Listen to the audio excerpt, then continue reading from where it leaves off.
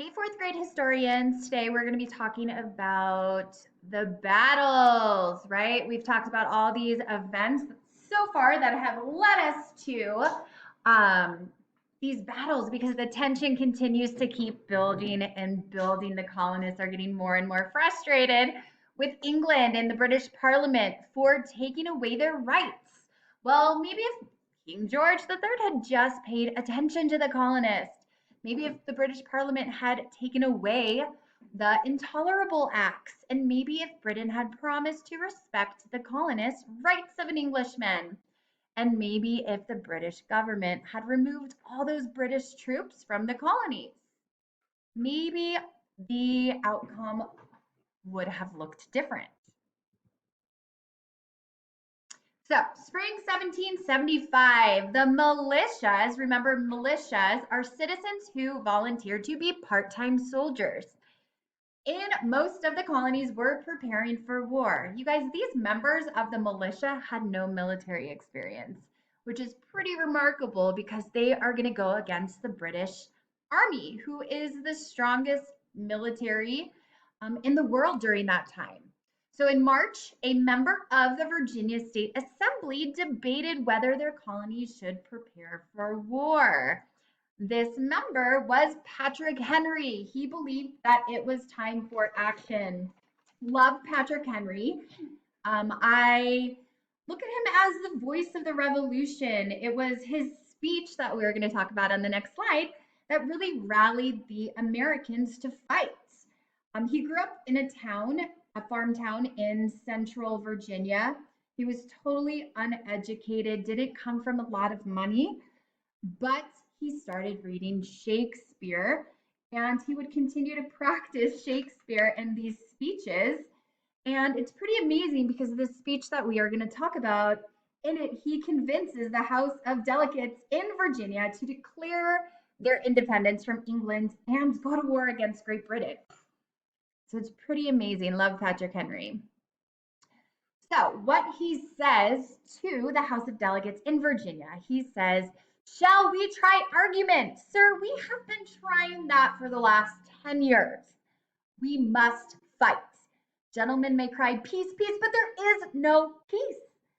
The war is actually begun. The next gale that sweeps from the north will bring to our ears the clash of resounding arms. Our brethren are ready in the field. Why stand here idle?" Meaning, why stand here still? "What is the gentleman wish? What would they have? Is life so dear, or peace so sweet, as to be purchased at the price of chains and slavery? Forbid it, Almighty God. I know not what course others may take, but as for me, give me liberty or give me death." That "give me liberty or give me death" is one of the most famous lines that was said during this time period of the American Revolution, the colonial time period. And that was said by our friend right here on the screen, Patrick Henry. All right, 3 weeks after Patrick Henry's stirring speech, war had begun. You have the Minutemen. Minutemen are farmers and townspeople who had been training to fight. They are called Minutemen because they would be ready to fight at a minute's notice. What these Minutemen did is they collected and hid supplies, including guns, gunpowder, in a town called Concord, which is about 15 miles northwest of Boston. Then you have Governor General Gage. He is the British general who had been appointed as governor of Massachusetts shortly after the Boston Tea Party, when British Parliament removed the current governor of Massachusetts and in turn replaced it with Governor General Gage. Well, he found out about these hidden supplies in Concord, and he is not going to be too happy about it. And he also learned that our buddies Sam Adams and John Hancock, both who were members of the Sons of Liberty and pretty big troublemakers in Boston during this time, he found out they were hiding in a town called Lexington. So General Gage thought he would kill two birds with one stone.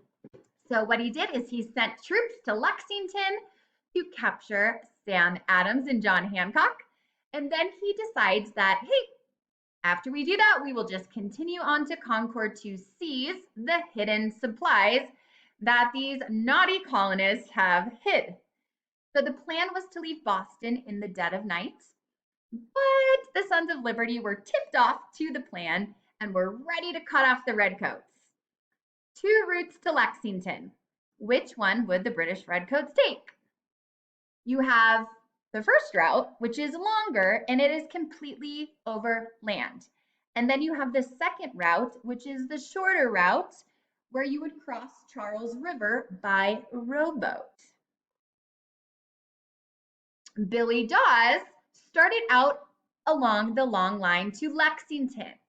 Along the way to Lexington, he yelled out to the Patriots' home, "The Redcoats are coming, the Redcoats are coming." Paul Revere hung back and waited to see which route the Redcoats would take.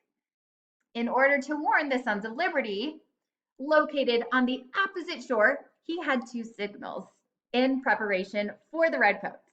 He decided that he would have 1 lantern hung in the Old North Church if the British decided to take the long route, which is by land, 1 if by land, and 2 if by sea. So he said that he would need a signal of 2 lamps, 2 lanterns hanging in the Old North Church if the British Redcoats decided to take the shorter route, which was by water. I know it says by land and water, but Miss Donovan made a mistake. It is just by water. That is where we get 1 if by land, 2 if by sea, meaning 1 lantern will hang to signal that the Redcoats are going by land, and 2 lanterns will be hung in the Old North Church to signal that the Redcoats are going by sea.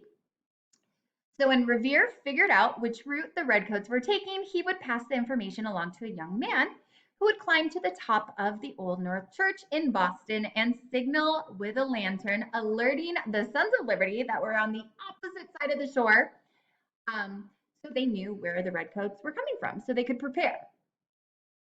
So Paul Revere and 2 of his friends hurried to a hidden rowboat and rowed across the water ahead of the British troops. When they reached the shore, Revere borrowed a horse from the Sons of Liberty, and he galloped off to carry the message to Lexington and Concord. He stopped at every village and town, pounded on their doors, sounding the alarm. "The Redcoats are coming, the Redcoats are coming." And then when he arrived in Lexington, he was able to warn Sam Adams and John Hancock that Governor Gage had sent troops into Lexington to try to capture him. So thanks to Paul Revere and his warning to both Sam Adams and John Hancock, they were able to get away safely without being captured by the British. So, battle at Lexington. The Redcoats arrived at Lexington at dawn, expecting to see no one since it was so early. Remember, they were going to kind of do a sneak attack, but guess what they saw? They saw 70 Minutemen waiting for them. Captain John Parker told his men, "Stand your ground. Do not fire unless fired upon.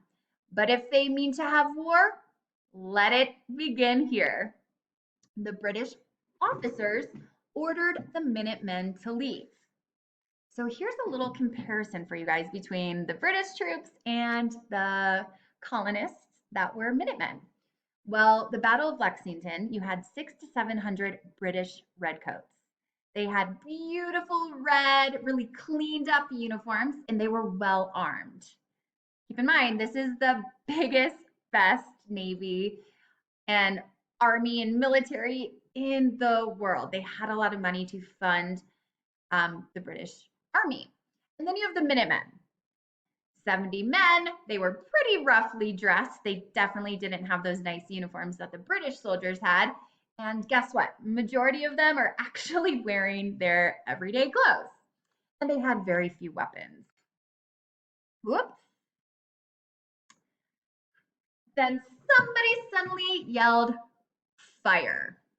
And somebody opened fire and the fight began. Within minutes, you had 8 Minutemen dead, 10 of them were wounded.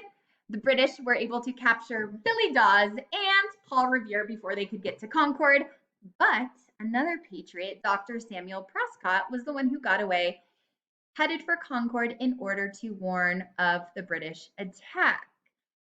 So a lot of people do think that Paul Revere made it to Lexington and Concord, yelling that the British were coming, where in fact he got captured in Lexington, so did not make it all the way to Concord. British troops continued to Concord, and they destroyed some of the hidden supplies along the way that the colonists had stored.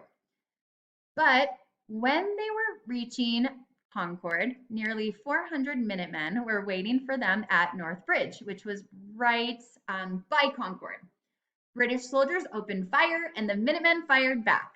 And just after 5 minutes of fighting, the British retreated, which was pretty incredible because there were a ton of British soldiers. Although the Minutemen were numbers of 400, they were still they still had less men. So British retreated. They had a long march back to Boston, and it was a nightmare for the British soldiers because colonists who lived along the route and had been alerted by Paul Revere were waiting for these redcoats to return and march by.